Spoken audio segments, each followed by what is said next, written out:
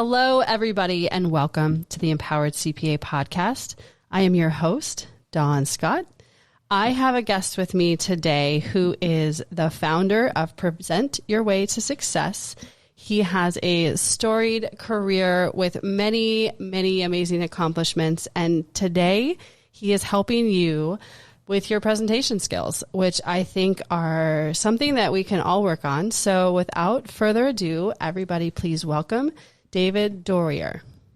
Thank you, Dawn. This is such a pleasure to be here today. I've been following your podcasts, and now to be a guest, I am extremely excited. Thank you. Oh, well, welcome.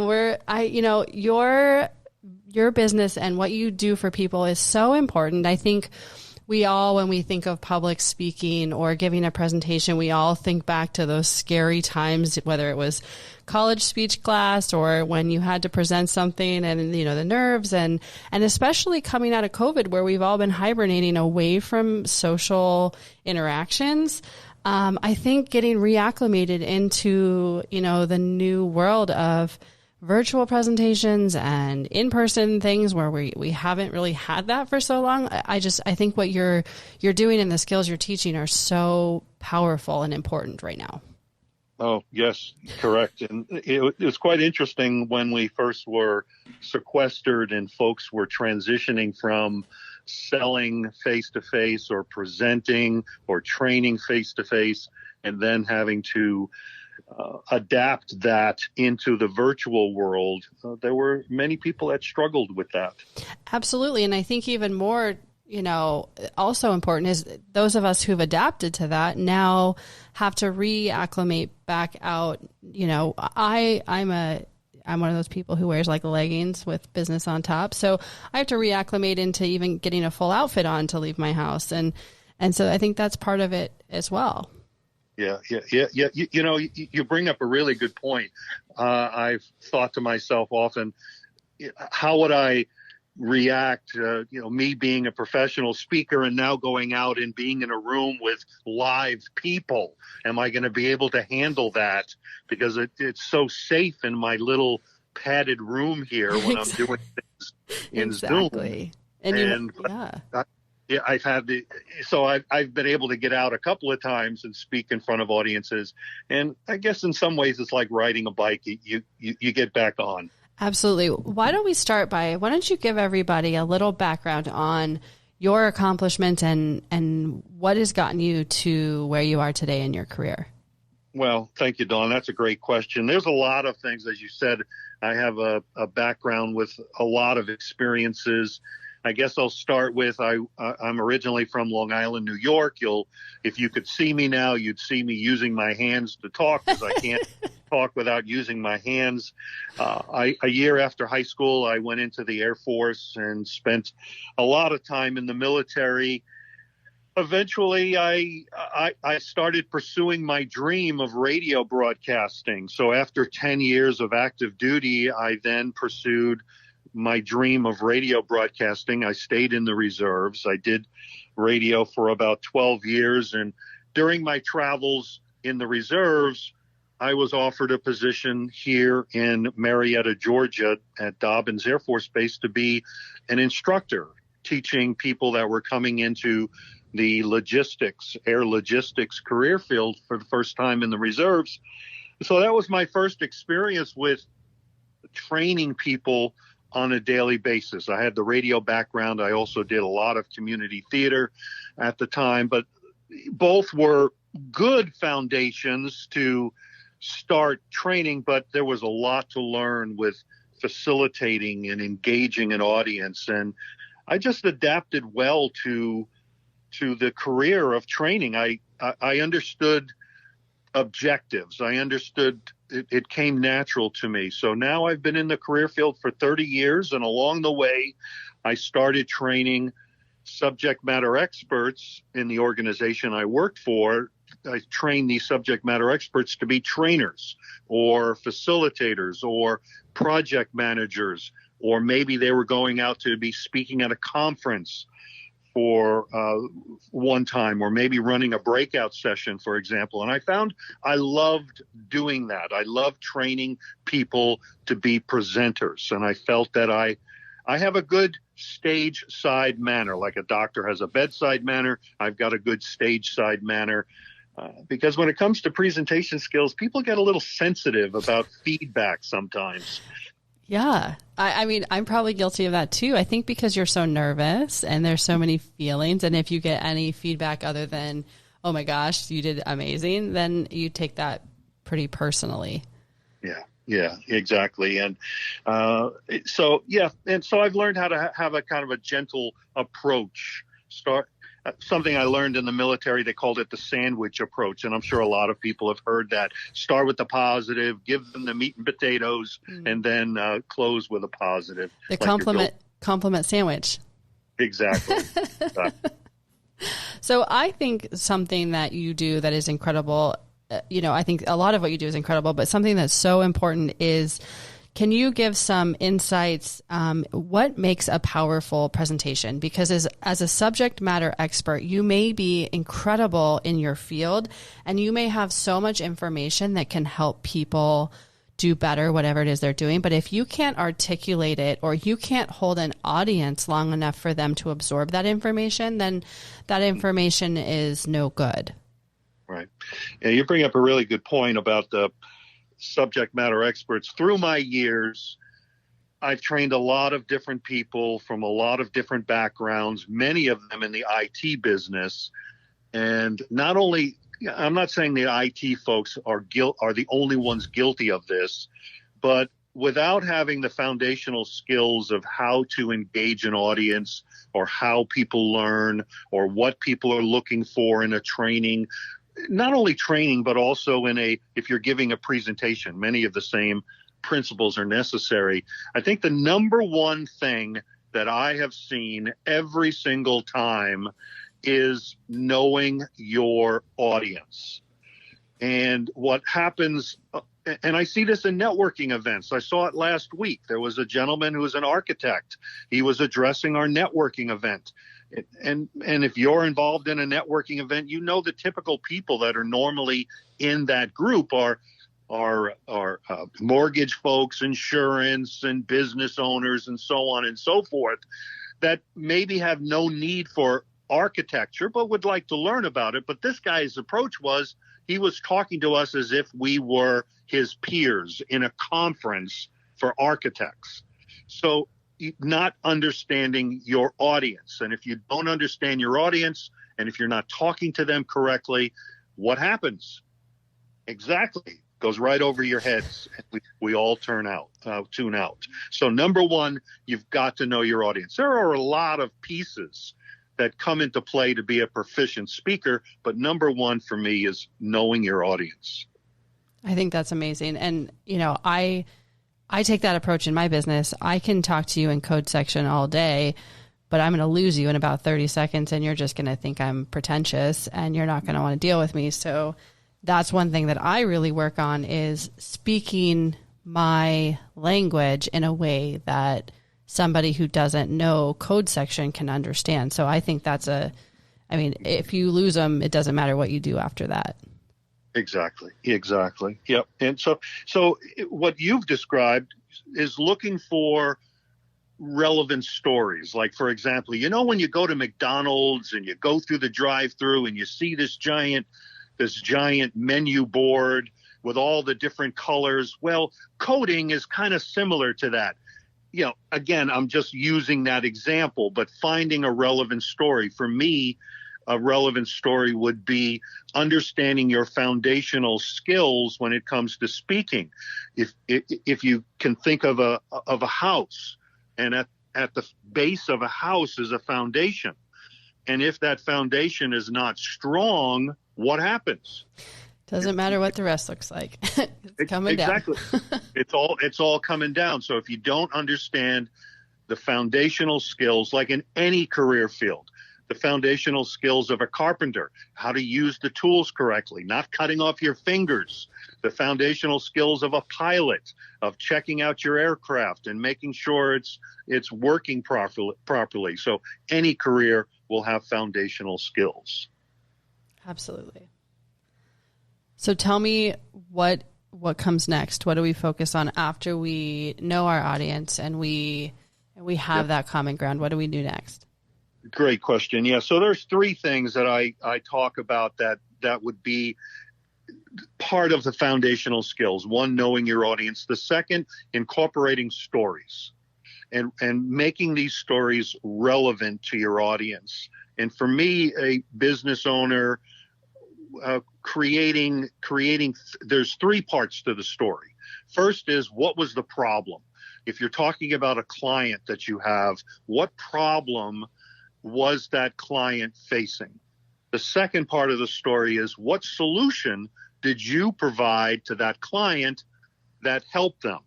And then finally, the third part is that after they applied this solution to their problem, what was the outcome? So what was the problem? What was the solution you provided? And what outcome came from that would be at the base of that story, but keeping it simple, not going into a lot of detail. I was helping Frank. He's been with me for 10 years. I love Frank. He and his wife, we always go on vacations together. He's got a boat. We go to this, but we don't need all of that information. Just tell us the problem. What was the solution? And what happened after he applied the solution? So painting a visual, I think, when I go to my continuing education and there's a presenter up there, I think we can all agree that any sort of accounting or tax education is not riveting. But where I find the most success, and I think what you're describing, is when whomever is up there talking to us paints a picture that I can remember, tells a story or puts it into a real life application like you're talking about, where I can say, I don't remember exactly the specifics, but it went something like this.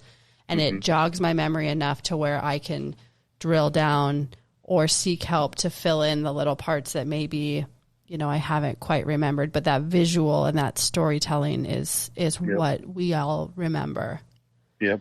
And you've brought up a really good point. I like what you said about painting a picture.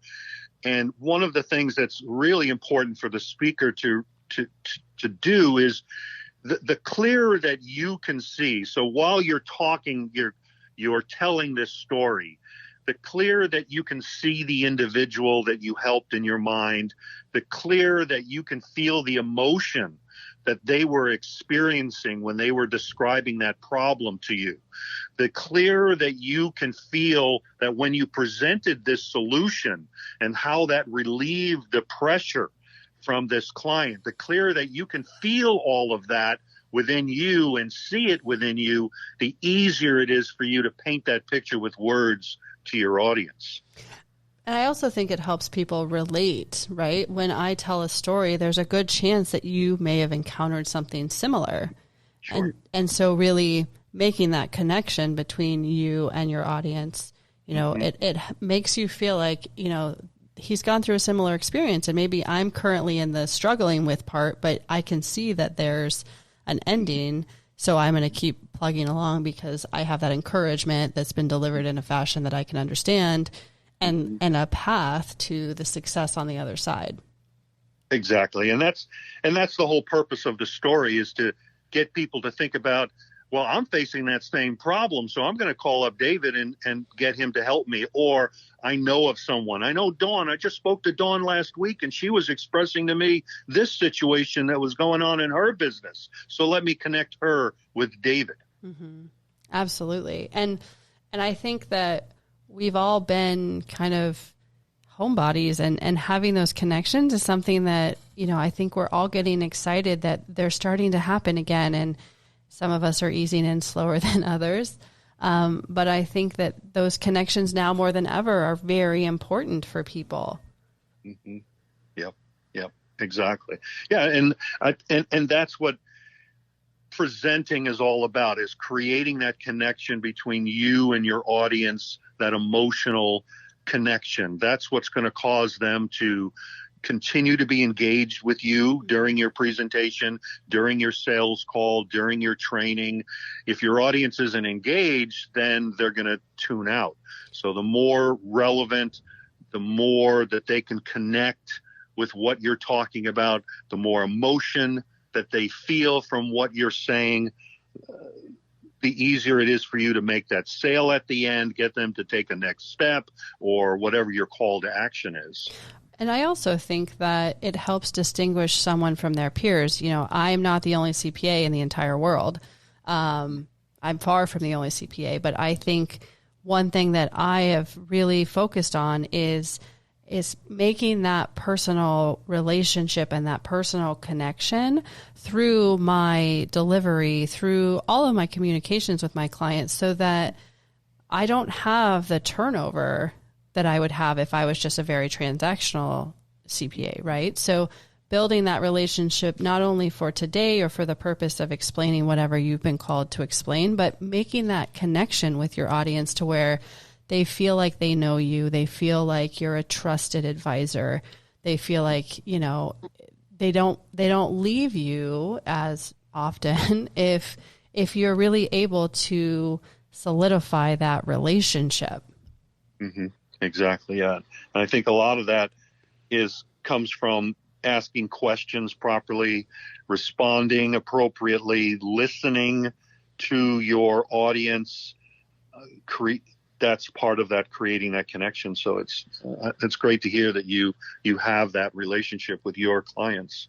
Yeah. You know, this is kind of applicable, but side note, when I first started right out of college, I was just a young thing.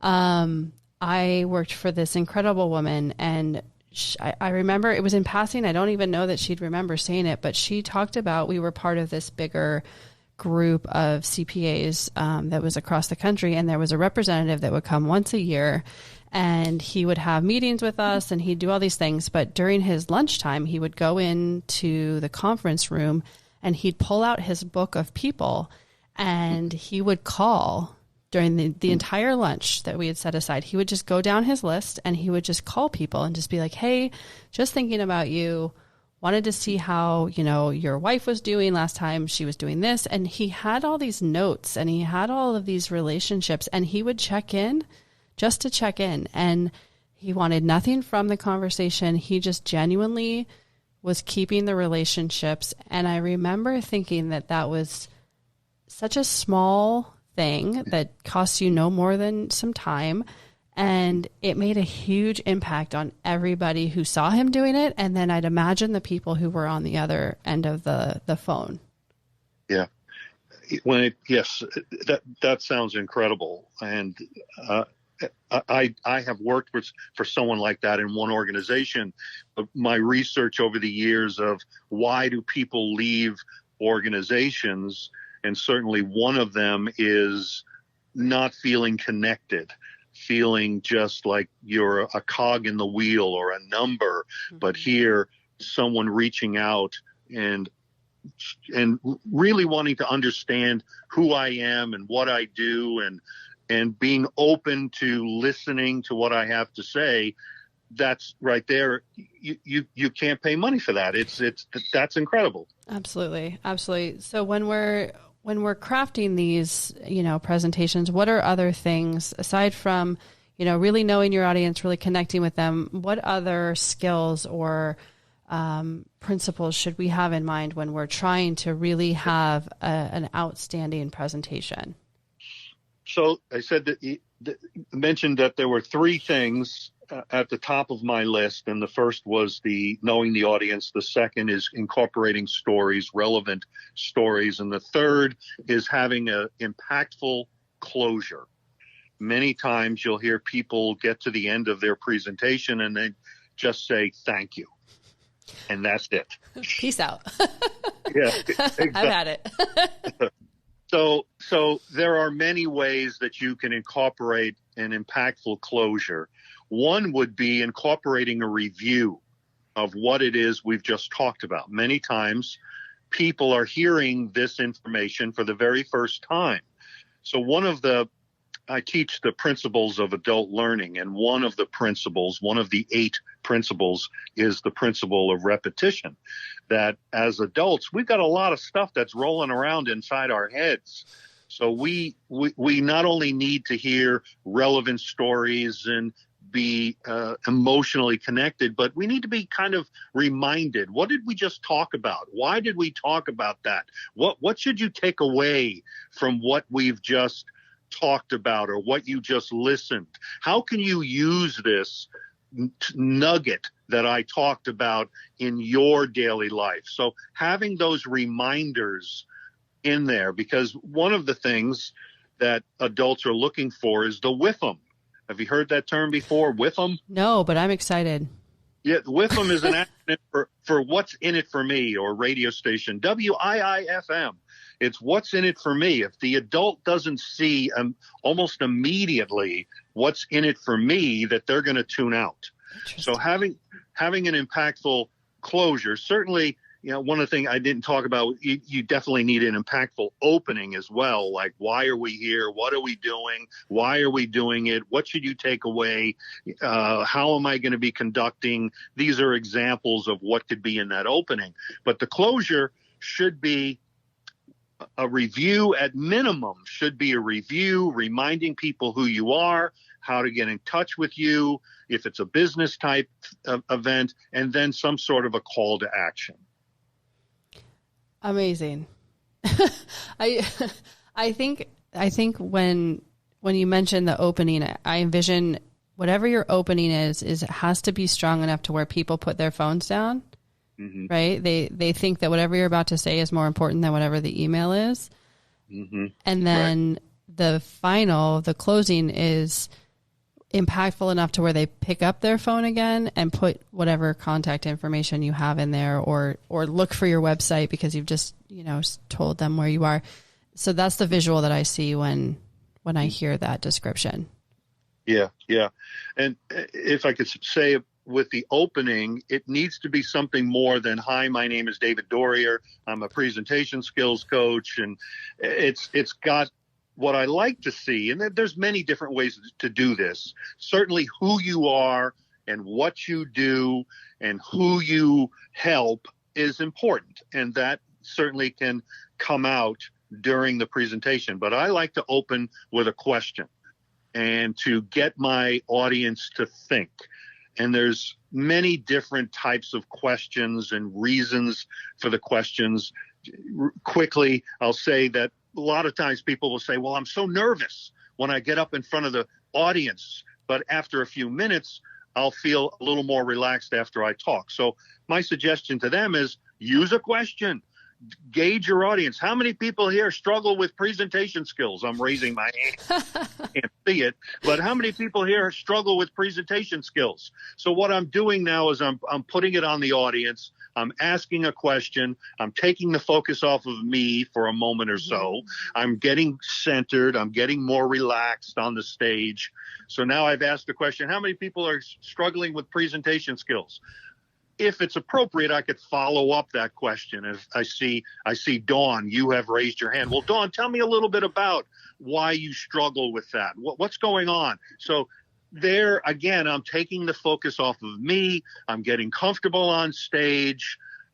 So that's one technique of using questions. I like that. I feel like in my field, it'd be like, how many people here love their accounting and like wake up excited to do that? And I think it would be crickets. And then the follow up to that would be, who here would like to make that easier, or, X or Y or Z, and just acknowledging that I know that what I'm about to talk to you about, you're probably pumped about whoever's coming after me, but let me tell you why this is important and why this will help you make more money, or, whatever we're here for. You got to give them the reason. You've got to give them the with them. What's in it for me? Why should I listen to you? Why is this important? You've told me your name. You've told me what your business name is. You've told me all of your credentials. You've told me about all of your clients. Well, how does that help me? Because at the end of the day, I think we're all just like, when I hear that acronym, I think of a little kid who's just grown up into an adult body and still just wants to know, like, well, what do I get out of this? Exactly. Because we're all still that, I think. Yeah. Especially when we have so many things that are demanding our attention and so many avenues and so many reasons to not pay attention. I think it's very important. Yeah. The adult learner, they are extremely distracted. They are worse than children. I joke, I listen to audiobooks when I run, because you can't multitask very well when you run because you'll fall, and that seems dangerous. But I always joke that I do my best thinking while running because I can't physically multitask while I'm running. It's for me and my coordination, it's just not a thing. And so I relate to that statement heavily. Yes. Yes. So when we talk about presentations, I think even though things are opening back up and we are all slowly getting out again with our peers, the virtual presentations, I think, are here to stay. Are there differences that you would say between how you prepare for a in-person presentation versus a virtual presentation? What is that process? How do you coach people through becoming successful in both of those realms? Great question. Well, there's many similarities between the two, and what I mentioned, those three: knowing your audience, using stories, having an impactful closure, are just as important virtually as they are face to face. But some of the other things to think about when it comes to the technical side of things first is understanding the technology. If you're using Zoom, for example, getting familiar with the basics of how it works, of letting people into the room, creating breakout sessions, sharing your PowerPoint. And Zoom offers free online training. They've got a ton of it available for anyone. Just go to Zoom's website and look for the different trainings that are there. So number one is getting comfortable with the technology. Number two, a good camera, good lighting. When we first were sequestered and people were starting to use these virtual platforms for the very first time, we were very lenient with folks of having the dog, the baby, and bad backgrounds and horrible virtual backgrounds and everything else. We were a little more lenient, but today people are looking for more of that professionalism, having a good background. I don't like, unless you have a good green screen or if you have a good wall behind you and you can have a good virtual background that doesn't distort your head, doesn't distort the rest of your body, then good, because that to me is a distraction. I end up looking at, well, where did his hand go? What happened to his head? I'm so happy you mentioned that. I am the worst when someone has a virtual background. I turn into a 3-year-old child. I'm like, oh, look at that. Look at that. Exactly. His head's not straight anymore. Like Exactly. And another thing about the background, if you create a background with your logo and maybe a statement of some sort, that's great. But place it somewhere where we can see the whole thing. If you're blocking half of it, then I'm spending my time, I can see half of it, but what does the rest of it say? Oh, maybe he'll move to the left a little bit so I can read the rest of it. So make sure it's placed in somehow where you're not blocking it. So again, the technical side. So let's talk about some other things. Virtually, looking directly into the camera. If we were on a stage, it would be very natural for us as a speaker to scan the audience, look to the back, look to the front, look to the left, look to the center, look to the side, would be extremely natural. However, if you can visualize a virtual presenter who is looking to the left, maybe on the left they've got a screen with all of the images of the people on the call, and they're looking at the people. It's looking to the left, but we as viewers, he's not looking at me. He's looking over to the left and he's talking. And so it's not natural. It takes some practice to look directly into the camera. So at minimum, my suggestion is during your opening, you're looking directly into the camera. Yes, it is.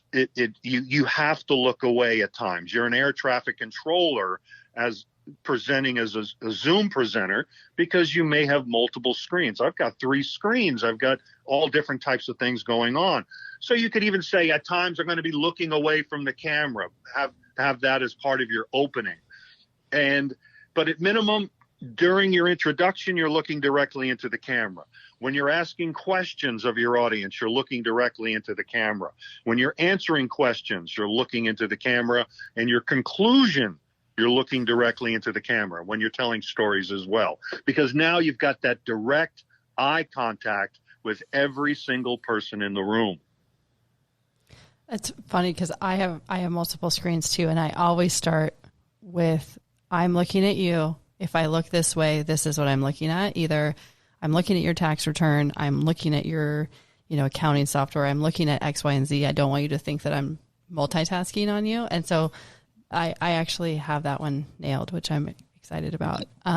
Because I don't like it when I think that people are emailing other people when they're supposed to be talking to me, and I can see them doing that. It's frustrating. So if you just address that in the beginning, I think that's amazing. Do you find that, because we talked a little about the physical setup, and that's one that, it can be very hard depending on where you are. Aside from the virtual background, have you seen success with different types of physical backgrounds or situations, or what do people want to focus on to make sure that either it's feels comfortable, it feels like an office, it feels, what success can be had in that situation? That's a great question. I think I'll start with what not to have in the background. That'll work too. And I'll tell a story of a gentleman that I saw in a networking group, and it was a virtual networking group, and he was introducing himself as a financial guy, and it looked like he was sitting in his garage with a bunch of empty boxes sitting behind him with a T-shirt that said Def Leppard. Now, I love Def Leppard, but if you're going to be my financial guy, you need to have at least wear a button-down shirt of some sort. Don't be sitting in your garage with a bunch of empty boxes behind you. Have some sort of, it doesn't have to be fancy. It could be a wall. It could be maybe a bookcase behind you, but it shouldn't be too distracting. Now, I say that I've got a lot of stuff that's distracting behind me with my bookcase and so on. But I think what's important is for the speaker to be engaging enough that we don't really pay attention to what's going on in the background. So at minimum, you don't want things distracting. You don't want things moving. You don't want a window with a bright light. You don't want a light behind you. You want proper lighting in front of you. So that's my quick answer on that one. Okay. As far as the lighting, I think this is one thing that I've really evolved from when I first started COVID. We all started together. I had no ring light, big lights. There was nothing like that in my home. I had no reason for any of that. And so I've evolved to, big lights that make me look nice. What is there like a setup that is helpful, or, as far as microphones or that, what advice do you have for that? Yes. So as far as microphone, there's many different options. I'm also a voiceover artist, so I've had a good professional microphone for a number of years, long before COVID. So I have that, and everybody comments about how well that sounds.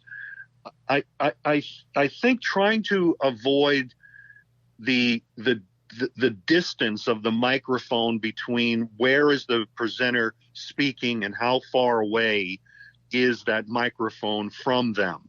A lot of times folks are using the microphone that comes in the laptop, or the microphone that's in that external camera. What kind of distracts me at times is that echo or that hollow room. Mm-hmm. Now, things are going to jump out to me much more than the average person. I think the bottom line is, can we hear you? Are you clear? Is it garbled? So I would suggest, and a lot of people don't even realize how they're coming across to their audience and what they sound like, because here in my room, I sound great. I'm talking away, but how you're hearing me on the other end of this phone, I have no idea. So my suggestion to folks is to record yourself in Zoom. Look at the lighting. How is it coming across? How are you sounding with the microphone? And then make some adjustments. I hope I answered your question. No, definitely. You know, I think if I know my audience, I think they're sitting, listening, running, whatever they're doing while they're listening to this. And I think that there's been so much amazing information shared.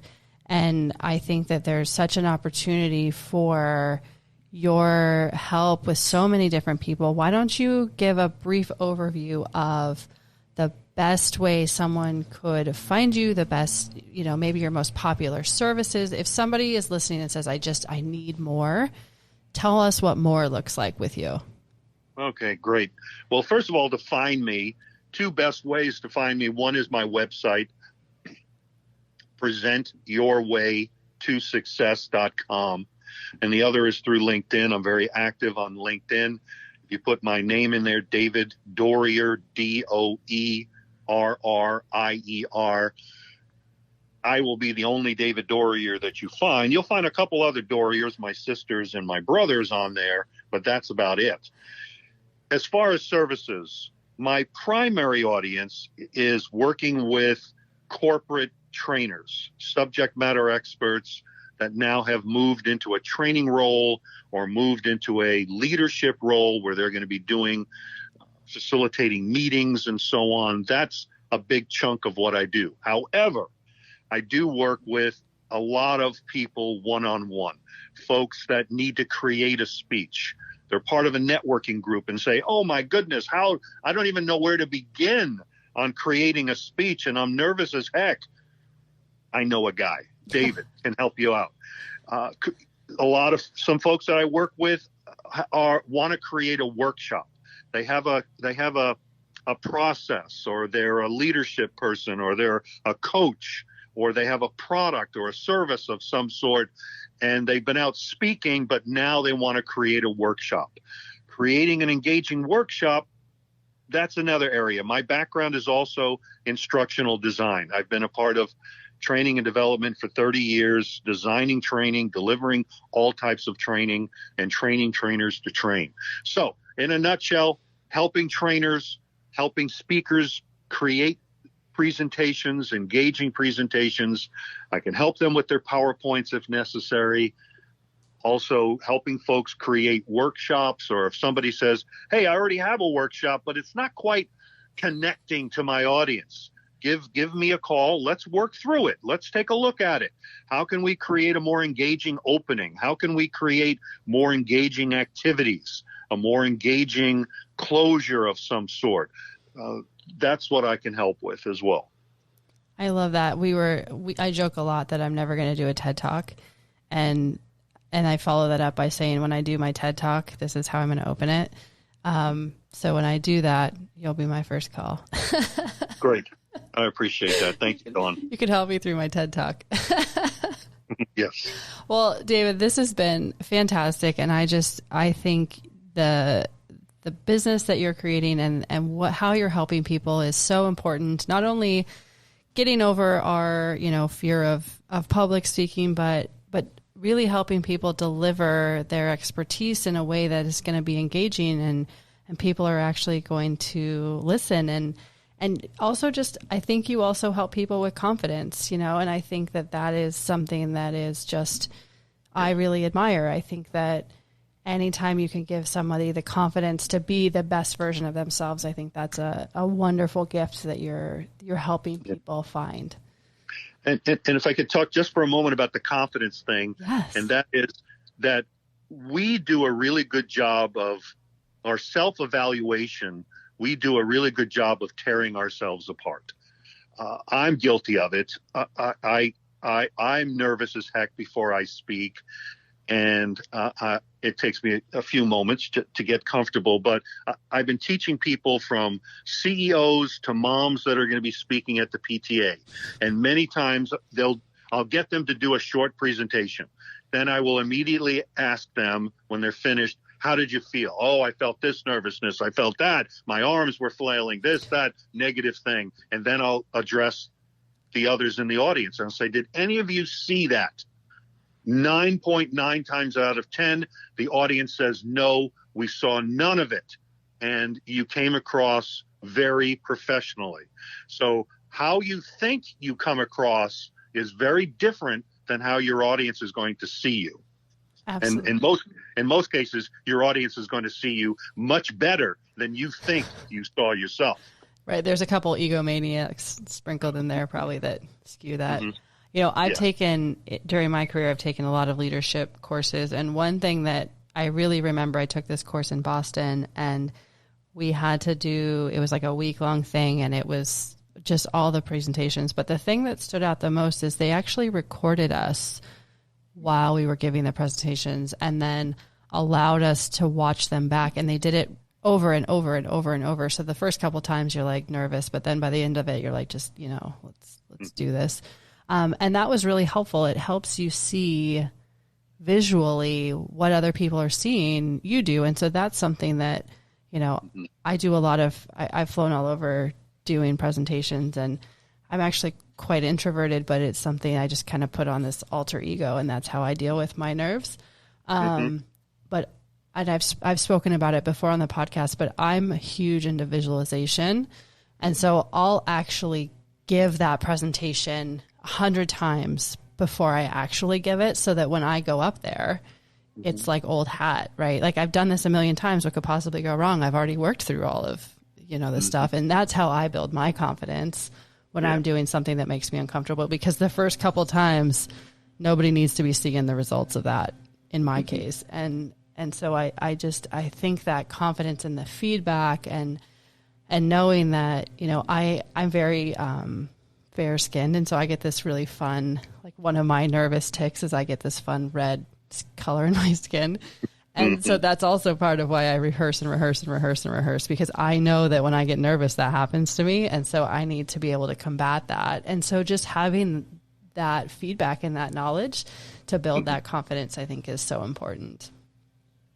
Yes. And so you've mentioned several things that we could talk another hour about. Well, we're going to have you back then. It'll be so fun. Yeah, exactly. Yeah, but videoing and viewing it the best way. And one suggestion around that, and this comes from my radio background, and my program director recommended that, yes, record yourself. And here in this case is audio only radio, but record yourself, but listen to it next week. And because you won't be as emotionally attached to it. And that would be my same recommendation when it comes to the visual. Record yourself constantly. However, if you can, watch it next week. You won't be as emotionally connected to it. I love that. I agree. I do that when I make my video courses, and I agree. I think I view them differently. I see them differently when it's not something I've just, you know, laid out of myself. Yep. Okay, cool. I love it.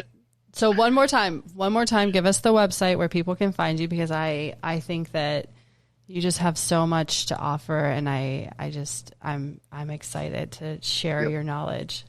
Well, thank you. And I'm in the process of updating my website, so very soon you will see it look and feel very differently. It is presentyourwaytosuccess.com, or look for me on LinkedIn, David Doerrier.